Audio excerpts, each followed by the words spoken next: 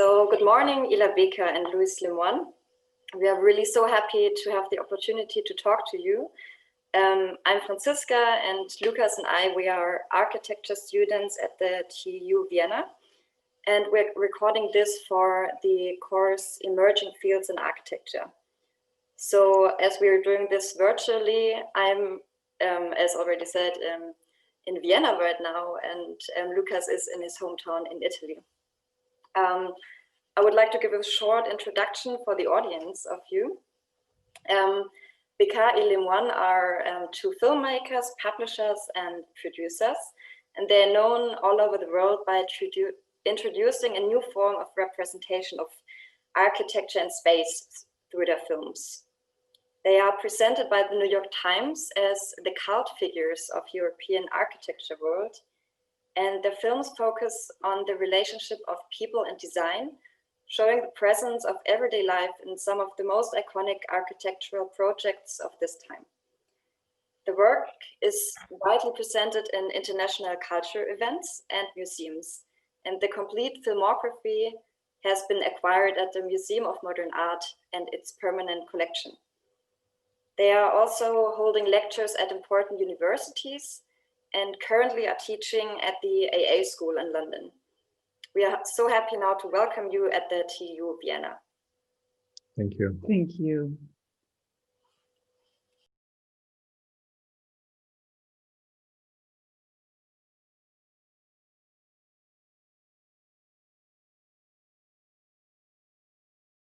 We have prepared a couple of questions, and they are quite theoretical, but we are not aiming to find solutions rather than new perspectives.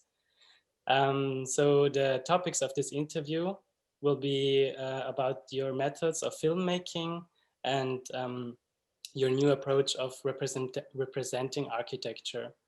And as your focus is on showing people of everyday life, we are also curious to talk about their relation to architecture.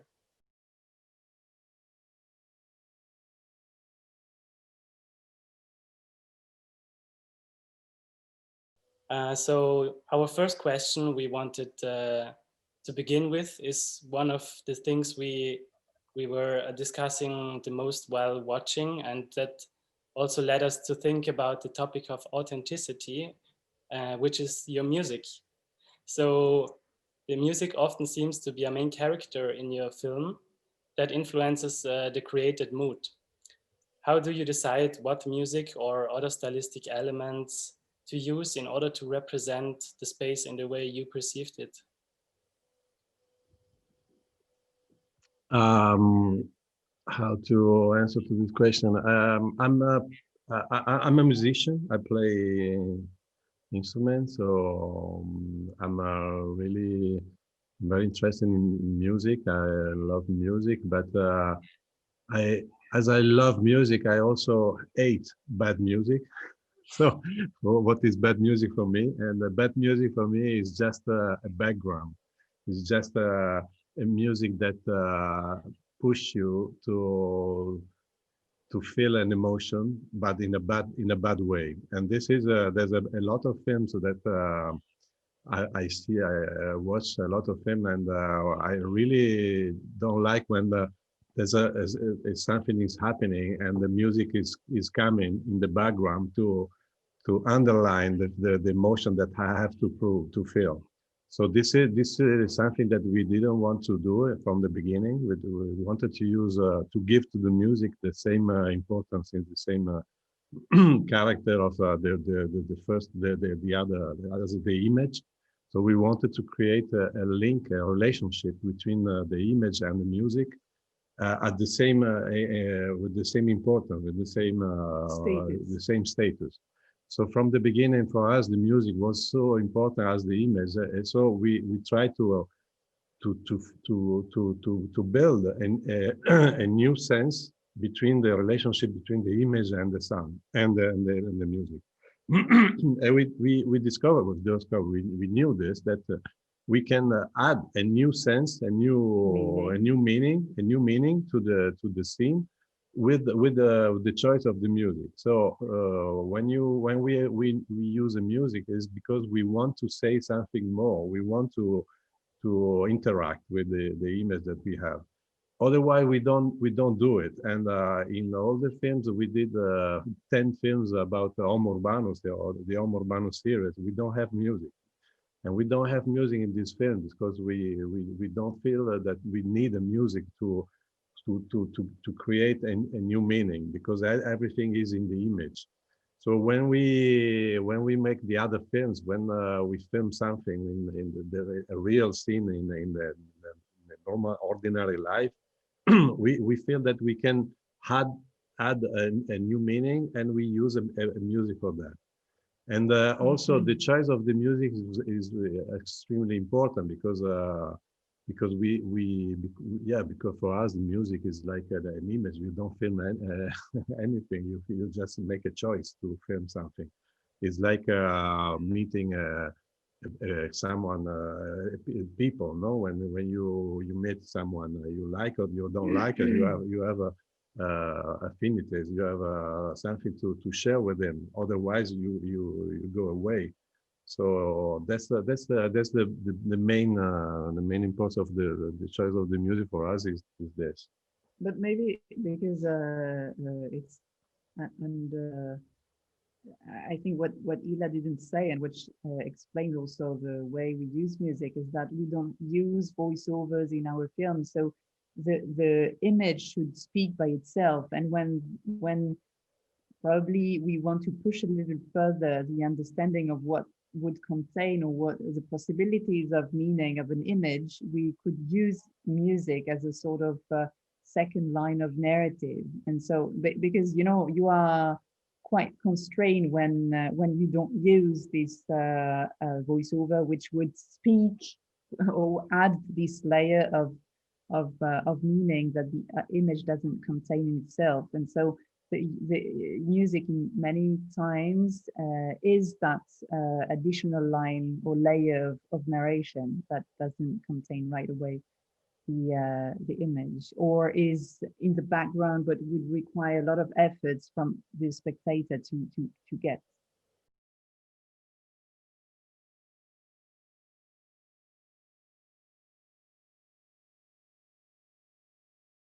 We were also talking about, for example, the music in The Infinite Happiness, which is like really important in that film. And we were thinking, like, do you think that the films with that music, for example, represent an authentic, or let's say objective view of the projects, or do they transport an opinion of or specific point of view that you had while being there? So I think the question of authenticity is a little bit different from the one of objectivity. And from the start, we really define our work and locate our work with a sort of militant subjective point of view, and this is not the rule in architecture theory or in architecture publications. Generally, scholars in architecture really try to find a certain objectivity or a certain aim to gain a certain a point of view which would really be inclusive and which would be in certain way a voice of objectivity. From the start, we and that's also why we use film rather than just text or other means. We really define and locate ourselves from a very subjective voice, a very because we very much believe also in another way of narrating space and architecture and cities based on a more personal, emotional way of recounting space and experience of space, rather than being more theoretical or conceptual in the approach of that place. So it's definitely highly subjective. And then the question of authenticity, for instance, the authenticity would be in link to our own experience. So we try to make films that would be as close as possible to what we felt, experienced, or lived during this moment of shooting. So that's why, for instance, in the last project of Homo Urbanos, we decided to keep it very rough in terms of post-production, you know, the editing, and also that Ila mentioned, we didn't put additional music because the experience of the street life, etc., was really in a very intuitive, immediate relationship. And so adding this layer of artificiality that music gives would really create a distance and yeah, would transform that spontaneity of the shooting into something more sophisticated, and that layer of sophistication was really not the initial input in the project. So that's why I would really distinguish the question of objectivity to the question of authenticity.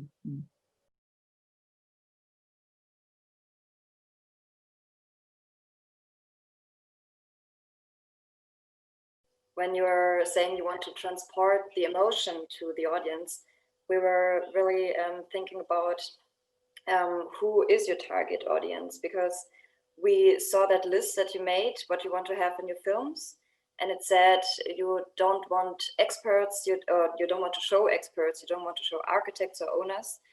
So in the interview, we will talk a little bit more about these non-expert, which is just a phrase for maybe people of everyday life. So our question would be, who is your target audience? Is it rather the experts or maybe the non-experts? And who do you want to reach with your films, and what do you want to affect in these people? You mean why we make films? Yeah, I understand, but for who we make films? When you make a film for everybody, no? You don't think about someone that has to watch the film. So the authorized one and the non. Yeah, we just make film without thinking for who we are making a film. We just make film because we love to make films. We have maybe a curiosity, and we have an experience, and we share this experience. It's sure that I think we make films for intelligent people, because these our films are not so intelligent in the sense that sensitive, but it requires some concentration to watch our films, because there's no, as Louise said, there's no a voiceover that guides you and explain you everything like you see in the television today. All the there is no sex scenes and crimes and so we don't use all the say the system by the making a film with all the ingredients that we put inside. We don't think the film as a we don't it's a kind of honesty. We are very honest in making films, so we just make films as we want, we like, and we think that the people that are watching our film, they are capable to understand things and watching the details, and they understand it from everything they watch and themselves. We think they are intelligent people, so we don't treat them like stupid people, like the television does all the time.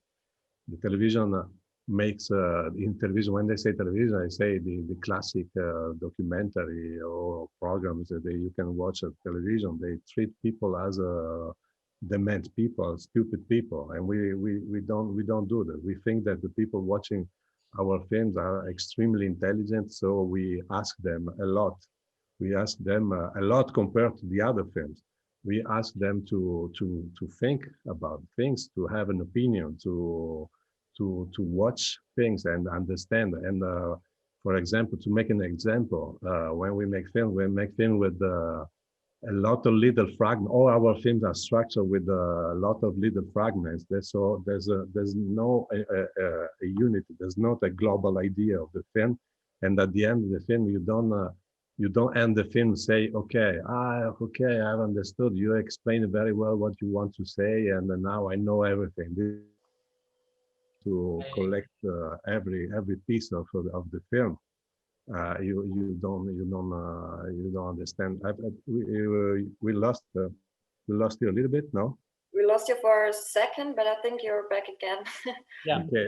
So we just to finish, we don't think about the audience, but we think that we are talking with someone that is much more, even curious, intelligent than us. Yeah, it's let's say that it's for active spectators that are also um, still interested in filmic form that are open to interpretation, not on the already masticated a piece of films, you know. Yes, I think when we say we respect our audience, we respect our audience in the sense that we think that they are really actively intelligent people, and not we don't respect them because they are stupid that we have to explain everything. And I think this is misunderstanding in everywhere in films or in everywhere, because we think that people think they to respect the other people, they have to explain everything like a baby, no? We don't talk to baby, even if they are children watching our film. We talk to them as adults, no? As people, yeah, I would say very intelligent people. Mm. No, but it's true that nowadays the experience of cinema is constantly, but the problem of attention is central in the way we watch films. We consume culture, let's say, this horrible word, and that's why we're also quite attentive in the way we show films, being in cinema context or being in exhibition spaces, because the type of attention and the way you relate to a film is very different. We understood also, for instance, for our latest films, which would require a very high degree of also commitment and engagement in the process of understanding how the film is built, the Homo Urbanus series. We understood that the best format would be more the one of an exhibition, because the spectator would be free also to wander from a film to another, to build up his own editing or his own understanding of the project from a film to another. And so it's really a question nowadays that we are constantly overwhelmed by content and images with a sort of constant flux of things, and also the tendency to reduce lengths to extremely small and striking content. So it's quite major questions for people who make film today. And just to add another thing is also we think that we trust in the power of image, because we think that the image can talk from itself. We don't need to add our voice to explain everything. I saw a lot of films, documentary, that there's a voiceover that is explaining me what the image is, what I'm watching in the image. So this is completely stupid, no? I'm watching a guy that is doing something, and the voiceover is explaining me that the guy is doing something. So why are you treat me like an idiot, no? And so we think that we think that the power of the image is so strong that you can leave it alone, and the image can talk by itself. So, but this is a kind of respect to the audience, no? We respect the audience for this. I think this is yeah, it's a kind of respect, because we think that they can understand. Everybody can understand. We don't need this stupid information more at all. And maybe in this way, you can watch the film twice, 3 times, 4 times, and each time you would perceive it differently, because your degree of attention was different, and so you read it differently. And yeah, so maybe they can live longer in this way.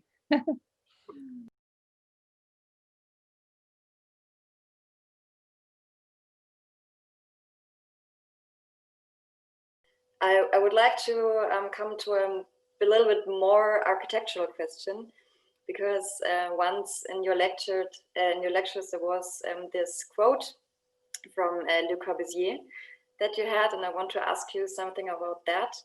The quote is, "You know, it is life who's right and the architect who's wrong."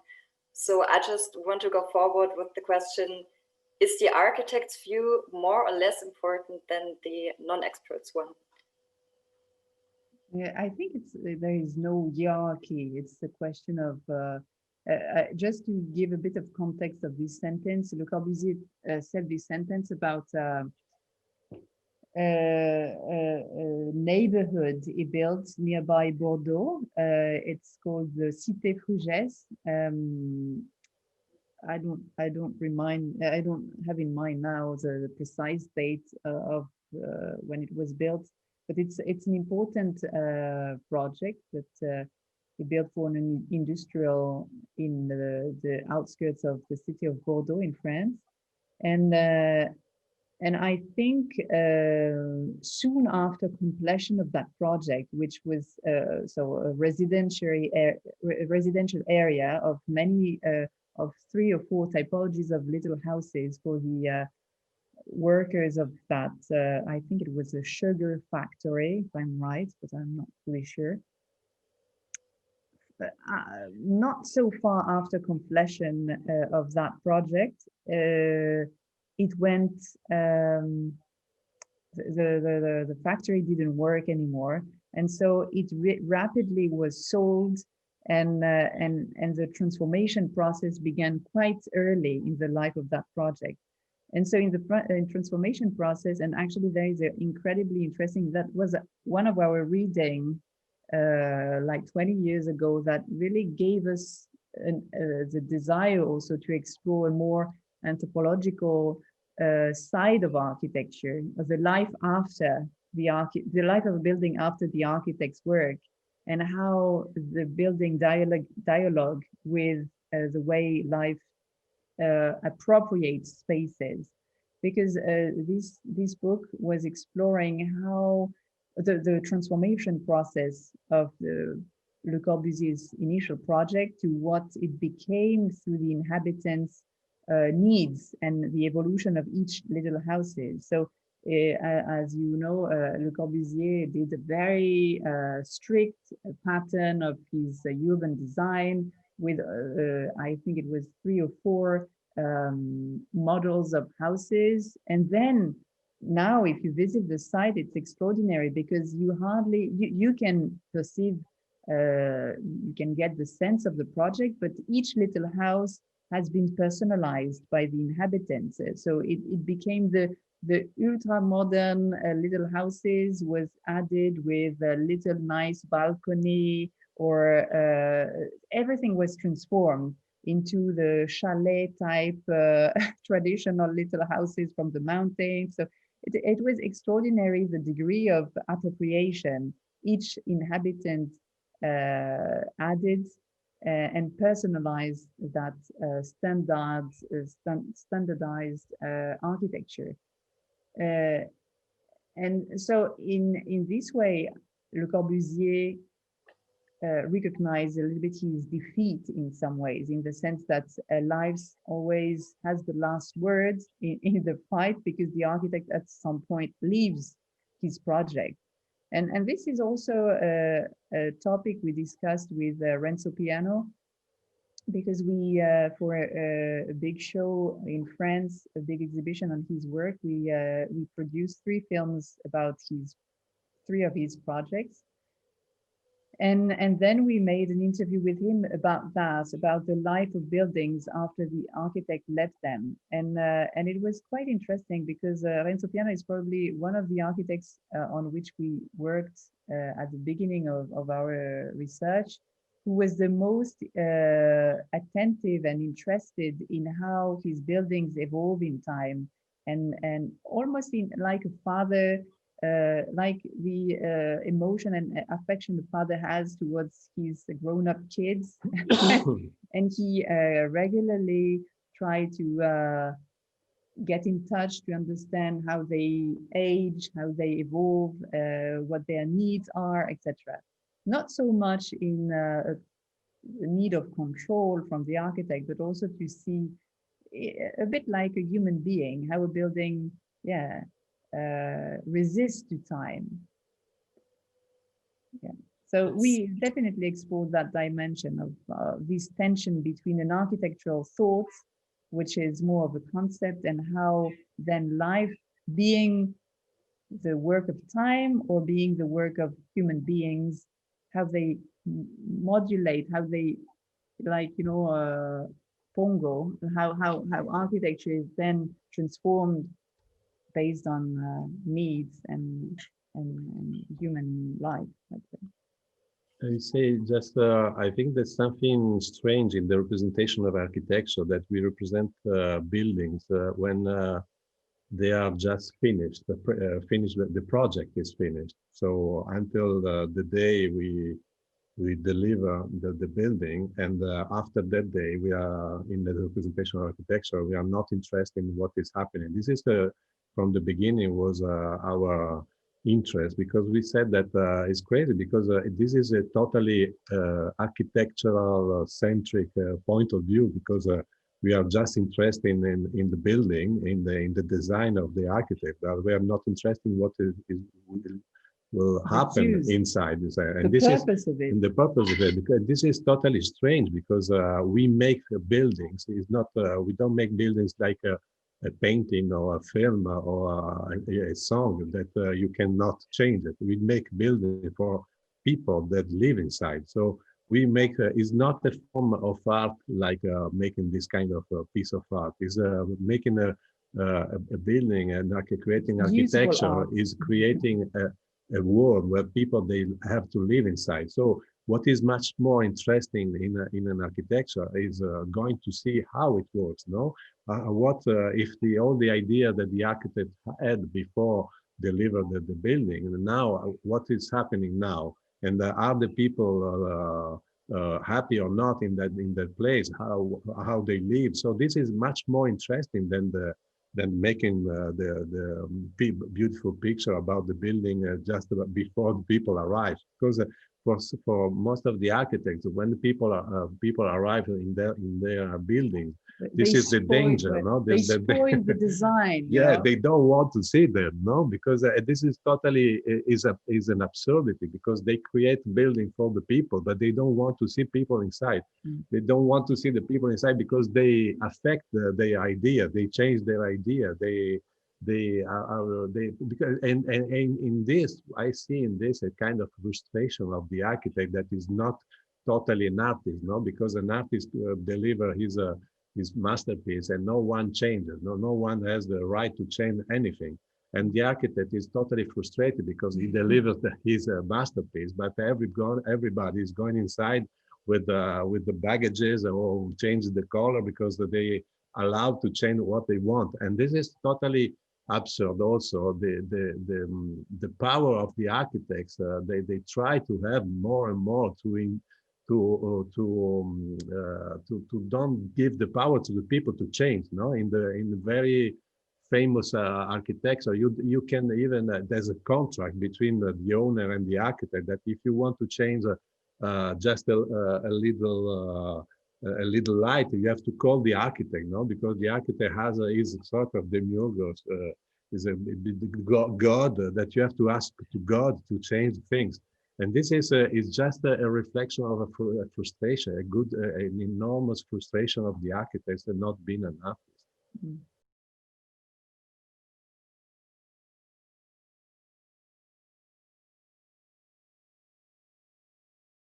That's totally interesting, because it's also part of a question we were discussing the most, and I think that would be really interesting to know from you also. Like, what is it that creates the emotion in a built environment? Is it the people? Is it objects, time, or materials, or something else? It's a very complicated question, because we are extremely interested in the emotion from the space, and we think that the most the stronger emotion that you can have is from the space. I remember something of my stronger emotion. They were in some buildings, some architecture, but this is happening. This is very rare. Is not so. Is happening. Is not happening so often. It's really rare. But the space is an incredible tool to create emotion, and there's something magic inside, because is related to the proportion, for sure. Is related to proportion to the body. So there's a relationship between the proportion of the space and the body. Is related to the light, is related to also the materials, is related to a lot of things. Is related also to a kind of history that you can create in going inside the space. You kind of is related to the movement. So there's a lot of things that you can use to create emotion. But if you are able to do it, like some masterpieces of in architecture, is extremely strong. And for me, what is the strongest art to create emotion is the music, because with music you can really change the emotion of people very fast. With films you need more time, but you can do it also. And the painting is quite more intellectually, but the music is really powerful, and you can do distinctive. You can create it, and there's no the problem of languages. You can do it for all the kind of culture and languages. And I really make a relationship between space and music, because space also is really powerful and really fast. You can enter in a space and without just understanding feeling. why, but Yeah, you don't know why. Really instinctively, you don't understand why, but you change your feeling immediately with the space. But there's not a lot of that, because it's really complicated to do it. And we are not thinking when I study architecture, and no one explaining me that we can create emotion with space. I never heard this before, thinking about it. So there's a very few architects, I think, or teachers that are talking about this.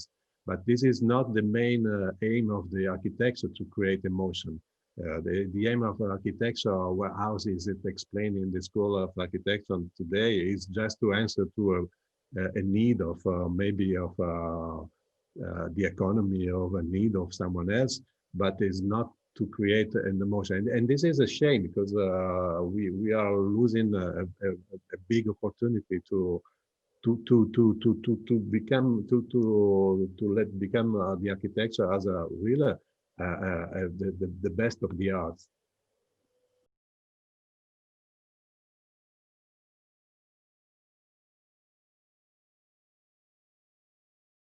So there would be one question that I would add to that, and it's exactly about this topic also. So how do you think we as future architects or young students could change the way we are representing architecture, for example, in university or later when we are working? And would that change? Would that new way of representing architecture change also the architecture itself? it's quite complex, because the question in a School of Architecture, you are in a phase of formation of a job. I mean, there is a pragmatic and useful use of image in architecture formation, in architecture school, that is necessary. I mean, the renderings or the pictures that we discussed before. I mean, the problem is that we locate ourselves in a level of problematic and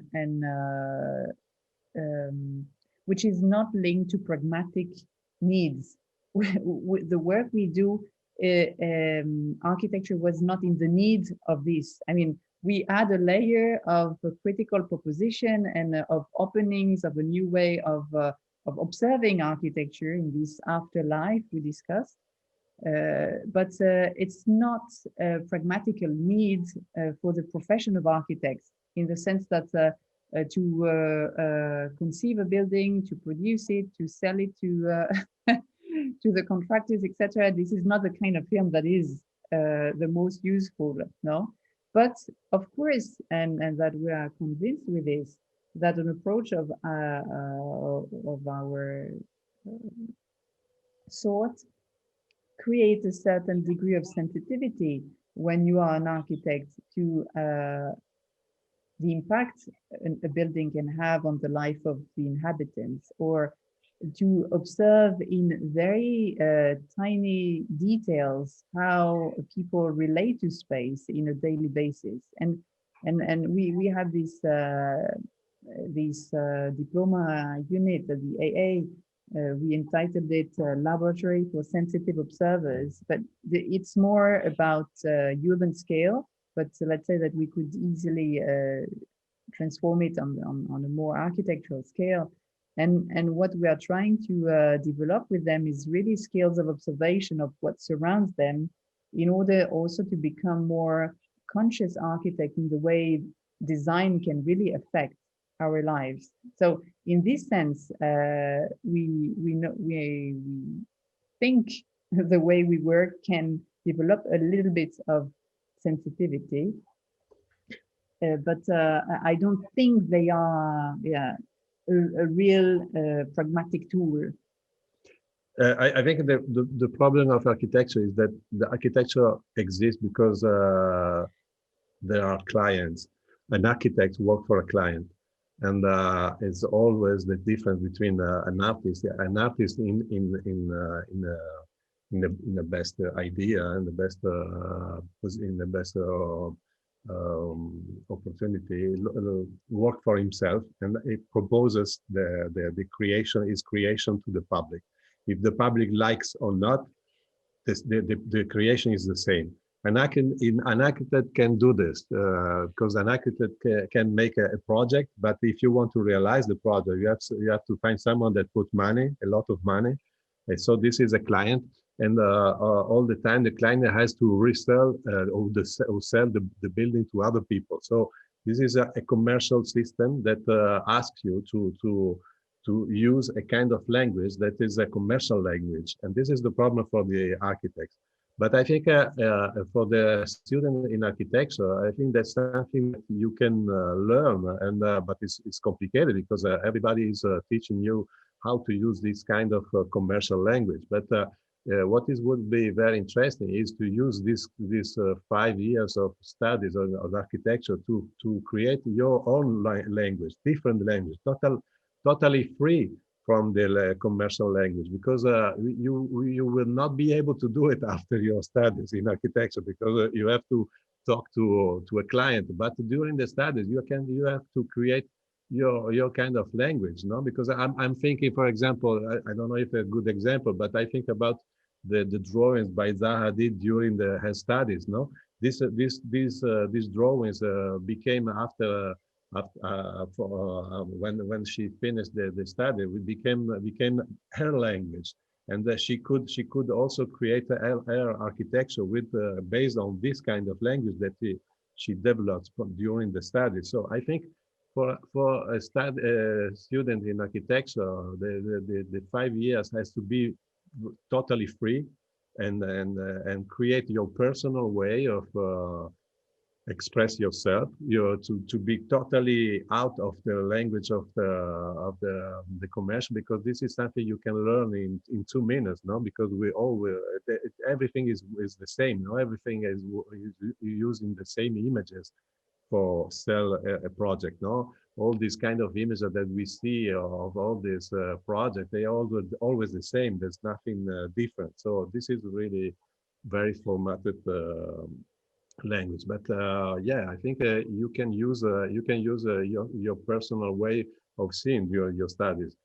And after that, I think, as we said, if you are inside a kind of a commercial system, it's complicated to use a different representation of architecture. We can do something different because we are not in that mode, in that world. We are not in that mood. Yeah, We are not making films to sell a building. We are not making films for the owners, not for the architects. We are not paid by architects. We are not paid. Is not a system that is working for the promotion. We are not making film for the promotion of architecture. So I think, yeah, if you want to have a freedom before doing your studies, and after that, just try to free yourself from the client, because when you have a client, even in movies, in cinema, when you have a client, this is very complicated to create your personal language. Freedom.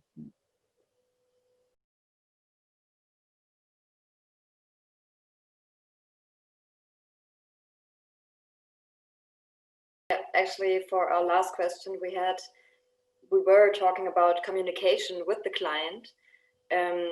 So you said that we probably can,